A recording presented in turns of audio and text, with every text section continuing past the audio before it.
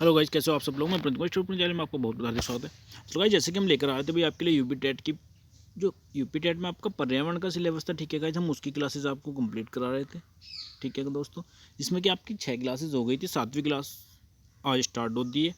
तो गाइस, सबसे पहले उसमें समझते हैं राष्ट्रीय बांस मिशन, यानी कि क्या था राष्ट्रीय बांस मिशन, इसकी हम जानकारी ले लेते हैं। देखिए, यह एक केंद्र प्रायोजित योजना है जिसमें केंद्र सरकार की 100% हिस्सेदारी है। इसका क्रियान्वयन कृषि की सहकारिता विभाग, कृषि मंत्रालय, भारत सरकार द्वारा किया जाता है। इसका क्या उद्देश्य होता है गाइस?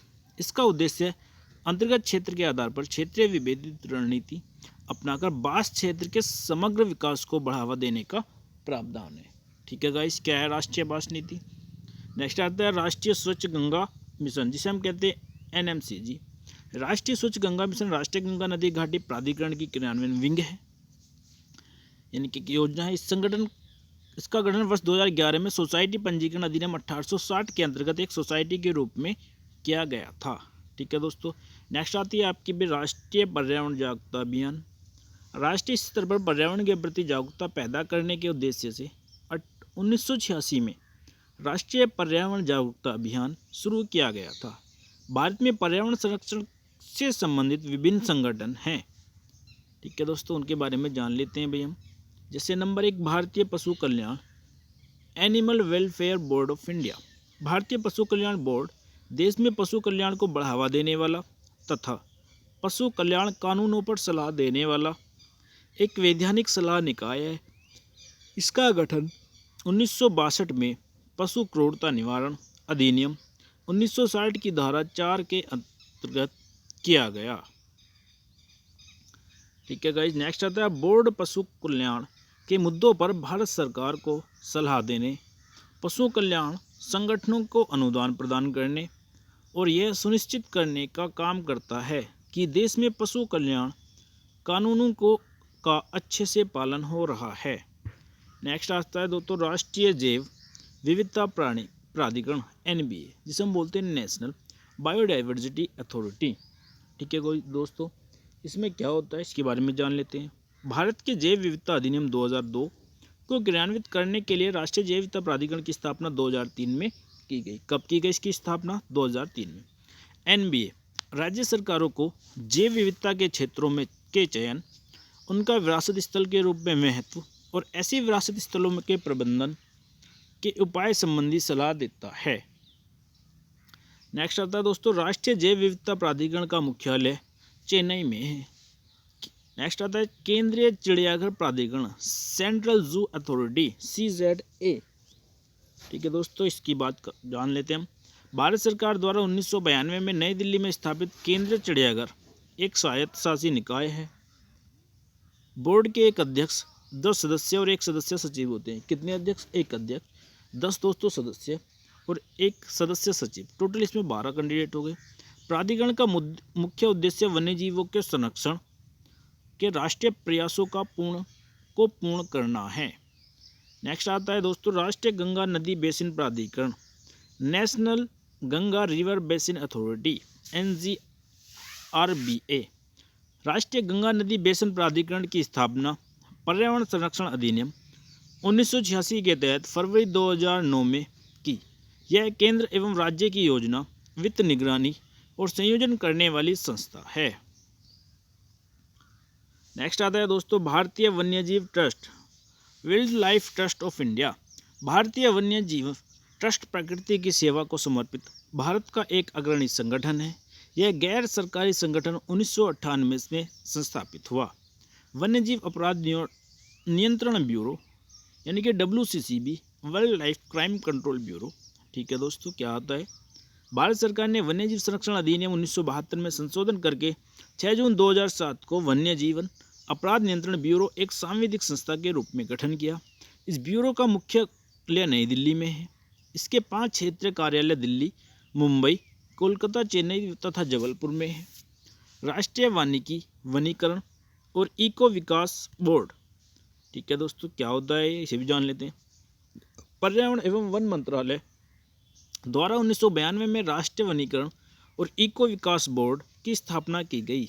इसका लक्ष्य देश में वनीकरण, वृक्षारोपण और पारिस्थितिकी बहाली को बढ़ावा देना है। ठीक है गाइस, यह बोर्ड पश्चिमी हिमालय, अरावली और पश्चिमी घाट के पारिस्थितिकी संवेदनशील क्षेत्रों इको सेंसिटिव जोन्स सहित बदहाल वन क्षेत्रों के उत्थान पर विशेष ध्यान देता है। स्मरणीय तथ्य की अगर हम बात कर लेते हैं गाइस, भारत का पहला जैवमंडल आरक्षित क्षेत्र नीलगिरी तमिलनाडु है। साइबेरियाई सारस भारत में आते हैं शीतकाल में, कहाँ पर? केवल देवघाना पक्षी अभयारण्य भरतपुर राजस्थान में आते हैं। रामसर कन्वेंशन रामसर सम्मेलन संबंधित है आई भूमियों के संरक्षण व संवर्धन से। कब हुआ? 2 फरवरी 1971 को साइन हुआ था, प्रभावी होता है 21 दिसंबर 1975 को। कहाँ पर हुआ? रामसर ईरान में है। इसके कोप का सम्मेलन प्रत्येक 3 वर्ष में होता है। 2015 में इसका सम्मेलन कहाँ पर हुआ दोस्तों? पुंता डेल एस्टे उरुग्वे में। कोप 13 2018 में दुबई संयुक्त अरब अमीरात में हुआ। ठीक है गाइस, नेक्स्ट आता क्षेत्र। 2.1 मिलियन वर्ग किलोमीटर का इसने क्षेत्र घेर रखा है। नेक्स्ट आता सर्वाधिक रामसर स्थल क्षेत्र वाला देश है दोस्तों बोलीविया। क्लियर, ये आपका दोस्तों रामेश्वर है, जहाँ से क्वेश्चन आपका एक क्वेश्चन यूपी टेट में बनता है। ठीक है गाइस, नेक्स्ट नंबर 1, अर्धभूमि का क्षेत्र वर्ल्ड लार्जेस्ट प्रोडक्ट वेट वाला बोलीविया 1.4 लाख वर्ग किलोमीटर है। विश्व अर्ध दिवस 2 फरवरी को मनाया जाता है। पहला अर्ध दिवस कब मनाया गया था? 2 फरवरी 1947 को। भारत के कुल रामसर साइट 26 है। इस प्रकार हैं, जिनका हम नाम लेते हैं भाई दोस्तों। भितरकनिका मैंग्रोव ओडिशा, रेणुका अर्धभूमि पंजाब, पोंग डैम झील हिमाचल, सोमेरिरी जम्मू कश्मीर, पेंटानिन ब्राजील, बोलीविया और पैराग्वे में विस्तृत सबसे बड़ा आर्द्र स्थल 1.5 लाख वर्ग किमी। विश्व में आर्द्र भूमियों का सर्वाधिक क्षेत्र वाला देश कनाडा है। चिल्का झील दोस्तों उड़ीसा में, कोलेरू झील आंध्र प्रदेश में है, सामर झील दोस्तों राजस्थान में, डिपोर बील दोस्तों असम में। रामसर कन्वेंशन में सम्मिलित भारतीय स्थल विस्तार से जानते हैं। नंबर दोस्तों पहला, नाल सरोवर पक्षी अभयारण्य कहाँ का है दोस्तों? गुजरात का। कोलेरू झील आंध्र प्रदेश, गोदावरी व कृष्णा के बीच स्थित है।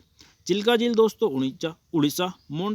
मॉन्ट्रियक्स रिकॉर्ड में इसे 16 जून 1993 में जोड़ा गया और 2002 में बाहर कर दिया गया था। नेक्स्ट आता है दोस्तों पॉइंट क्लीमेयर wild life and bird sanctuary. Point क्लीमेयर वन्य जीव एवं पक्षी अभयारण्य तमिलनाडु में स्थित है।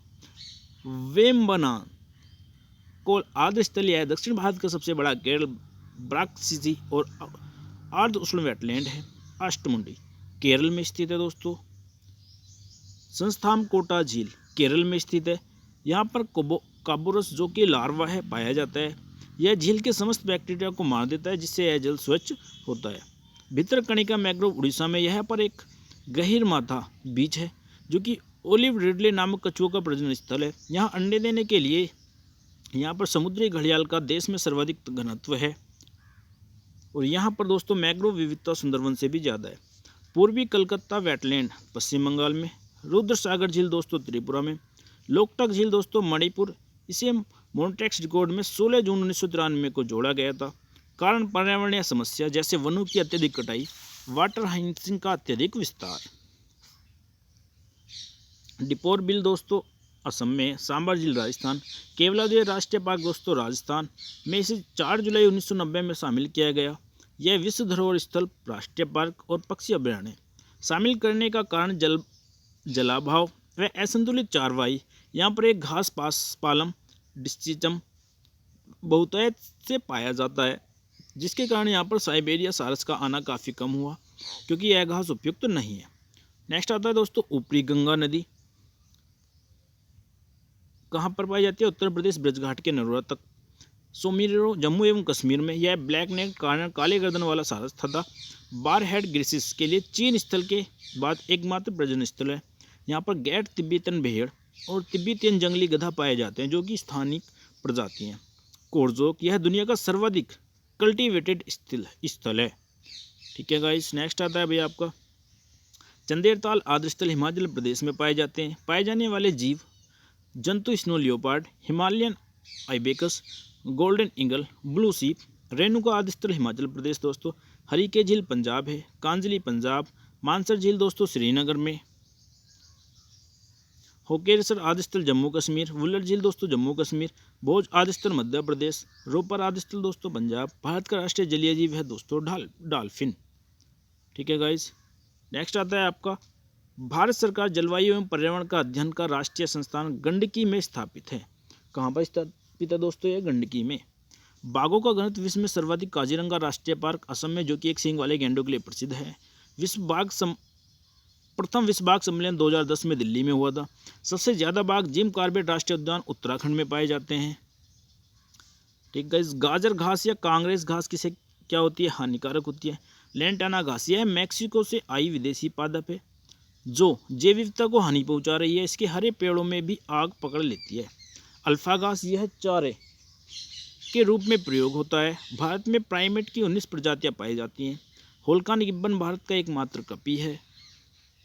नीलगिरी लंगूर एक प्राइमेट प्रजाति है दोस्तों। बुंदाला जीवमंडल आरक्षित क्षेत्र श्रीलंका में है तथा यूनेस्को के MAB के तंत्र में सम्मिलित है।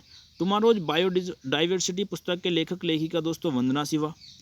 इबुकी ग्रीन हाउस गैस मापने हेतु जापान का उपग्रह है। IUCN दोस्तों रेड डाटा बुक जारी करने वाली संस्था, मुख्यालय इसका ग्लैंड स्विट्जरलैंड में है। मॉन्ट्रियल प्रोटोकॉल दोस्तों कनाडा का शहर ओजोन सुरक्षा से संबंधित है। भारत विश्व में के 12 मेगा डाइवर्सिटी वाले देशों में शामिल है। वर्तमान में विश्व में कुल हॉट स्पॉट कितने हैं दोस्तों? 34 हॉट स्पॉट है। ठीक है गाइस। तो गाइस आज के लिए हम ये वीडियो इतना ही रहने देते हैं, क्योंकि बाकी जो पर्यावरण की आगे क्लास होगी वो नेक्स्ट वीडियो में पढ़ेंगे। ठीक है गाइस। आई होप दोस्तों, मैं उम्मीद करता हूँ कि ये वीडियो आपको ज़रूर पसंद आएगा, क्योंकि यहाँ पर आपको पर्यावरण के बहुत ही ये डीपली और अच्छे भी कॉन्सेप्ट के साथ ये आपको नोट्स कराए जा रहे हैं। ठीक है गाइस। तो आई होप, मैं उम्मीद करता हूँ कि ये वीडियो आपको पसंद आएगा। ठीक है गाइस। बाकी हम नेक्स्ट वीडियो में फिर मिलते हैं।